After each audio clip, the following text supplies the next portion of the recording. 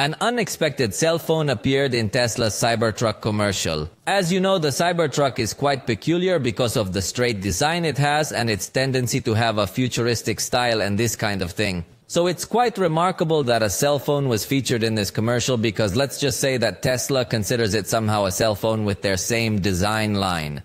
And no, this is not a supposed Tesla phone that has been talked about for a long time, but it is none other than the Nothing Phone 1. This commercial was published on X and was later reposted by Carl Pei, CEO of Nothing, thanking Elon Musk for the cameo of this cell phone. If you don't know the Nothing Phone, you should know that it has a glyph interface, as they usually call it, which is this back part with lights that is going to serve you for some notifications and other tools. Although it is curious that the first generation has appeared when there is already the second generation, which has a slightly straighter finish.